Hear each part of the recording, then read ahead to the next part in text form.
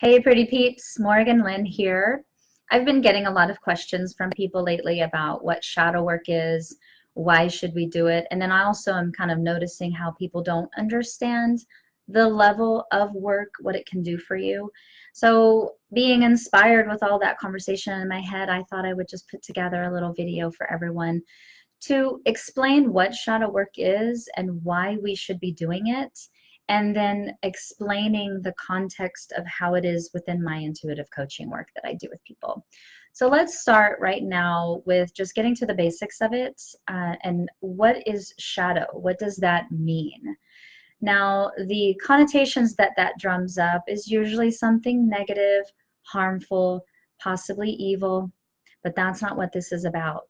Shadow was originally coined, I believe, don't quote me on that, from Carl Jung's work in whenever he would do his psychological profiling of the human psyche.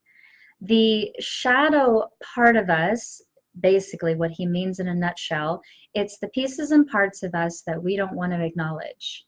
We don't want them seen, so we hide them in the shadows. I talk about that on a level of having a basement in your home where you want to throw your garbage because you just want it out of sight, out of mind. So we hide these pieces and parts away. Sometimes we have shame for who we've been. We know times in our life when we've not done so many things that, we've done some things that aren't so great. We're afraid of people finding that out. And so we hide them so that we don't get judgment from other people. But basically, it's anything and everything that we just don't want to face. And sometimes that means positive things as well. If there's an attribute that you carry within yourself, but you have a disconnect within your inner value, you may not feel worthy of that attribute, and so you'll throw that down in the basement as well. It's something that you may not allow yourself the joy of having said attribute because you feel you may not deserve it. So basically, the shadow side of us is all of these things that we just don't want to deal with. And as children, we learned that very early, how to survive.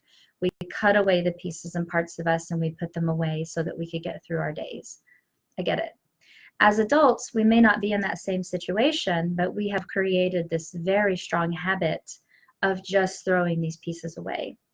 So shadow work is the decision within oneself that it's time to open up the basement doors and take a look at it.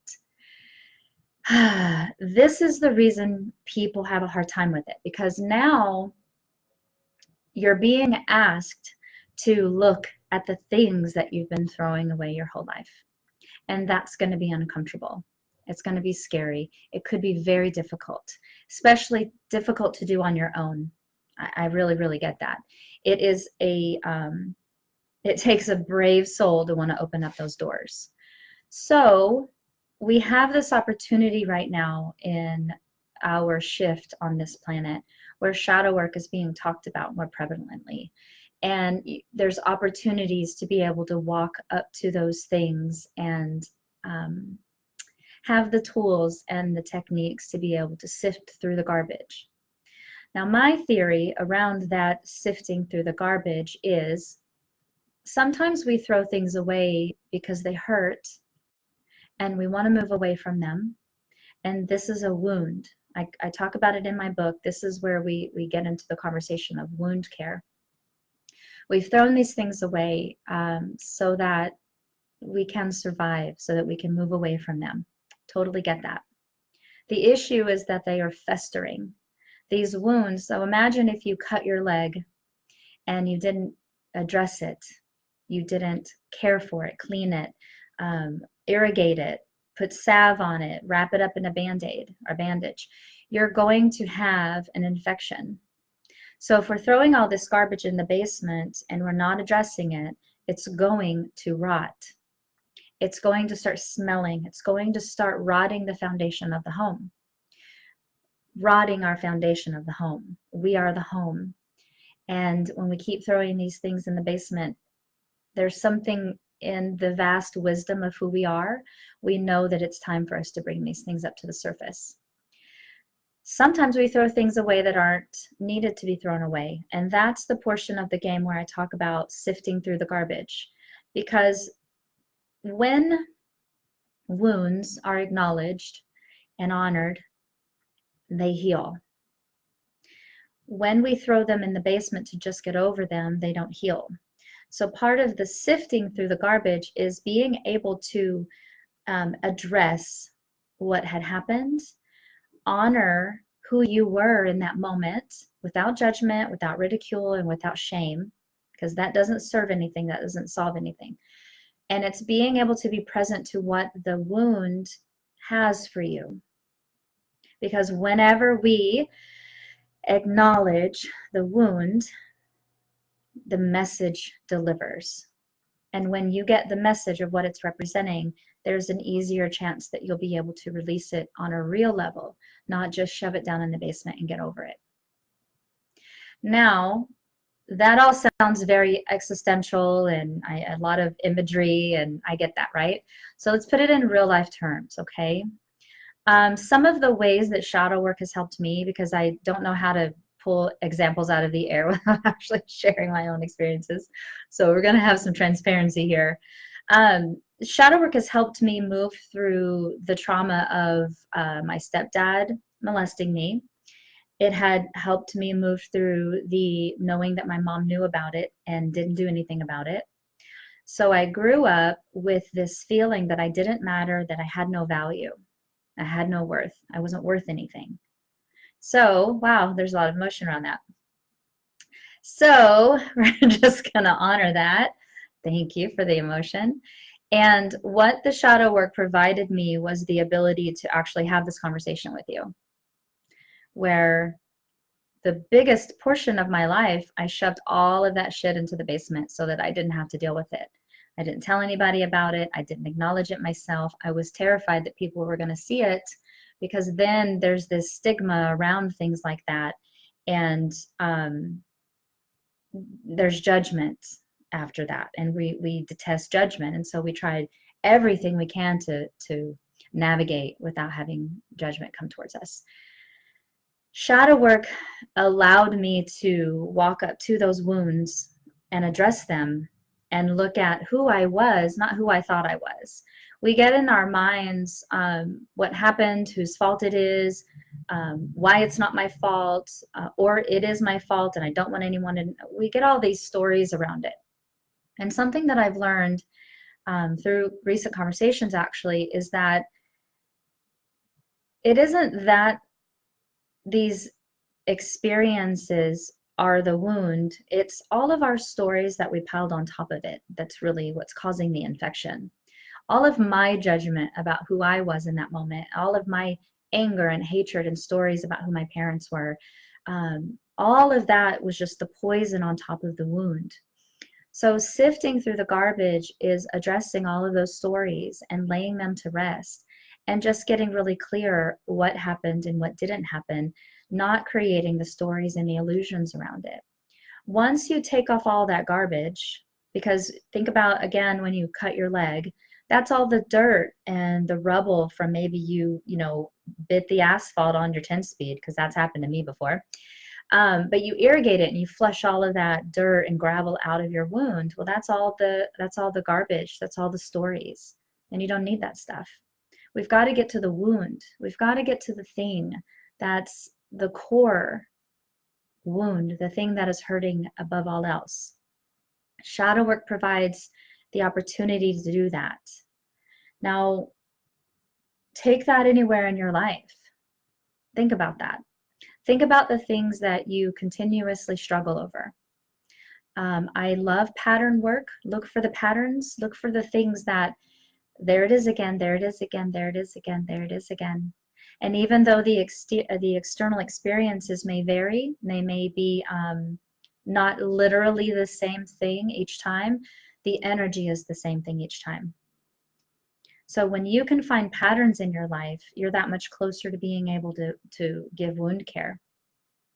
We have this amazing talent of not being present to those kinds of things.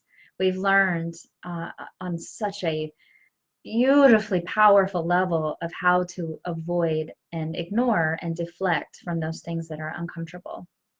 I get it. I get it, right? We want to run away from those things. Everything in our ego screams survival. And anytime we start walking up close to the things that are uncomfortable, our ego starts screaming at us that we're going to die. I get that. The thing is the way I understand it now is our wisdom, everything that makes us this divine, powerfully connected being, requires this wound care. It is requiring it. We've gotten by this long without doing it. So yay us. We've made it this far. We've survived. We've created whatever life we've created for ourselves. Awesome. It's time for us to take it further. And that for me is why shadow work is so important. If I had not done shadow work, I would still be debilitated when my mom stuff came up into my face. I now feel a slight wash of emotion, but it doesn't throw me into a deep, dark depression like it used to. So if there's anything in your life where it feels like you're caught up in it, feels like it's dragging you down, it feels like you just can't seem to get off the loop-to-loop roller coaster, shadow work will help with that, because we can only do what we're willing to look at. And sometimes it helps having someone else be the witness for you, to be the mirror for you, to walk you to the wound and then hold your hand while you learn new techniques of how to actually heal it, not just keep shoving it down. So I hope that makes sense. I hope that, my hesitancy always in talking about shadow work is the last thing I want to do is add fear to it. I don't want to add any more discomfort than it's going to provide you. It's actually really easy work once you learn the steps, once you learn the appropriate action to take for yourself. And then the more you do that, the more you actually start trusting yourself. So shadow work in itself is beautifully simple. The hard part is our resistance to it, our need for safety, our need for control, our need for comfort, which is all settling in on that ego side of us.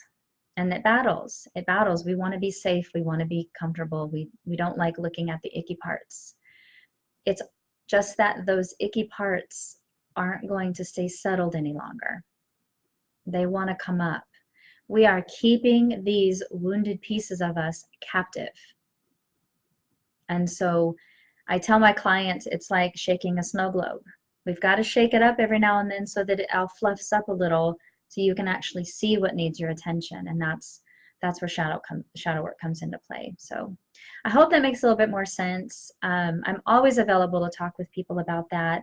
I wanted to just kind of leave something for you to ponder, that maybe it's time for shadow work. And there's some great resources in the world. If you wanted to jump into Carl Jung's work, Thomas More is also a great author. Anything that opens up the dark recesses of your soul, so dramatic. Anything that provides you the skill set to be able to walk up to those wounds and say, hey, I get that you're ready and I want to hear you now. If you're brave enough, if you give yourself that possibility, if you can be in the willingness of just hearing the wound, that's truly all it wants. It just wants to be acknowledged. So yeah, that's it. I'm going to stop rambling now. Thanks for playing, and I'll see you around. Bye.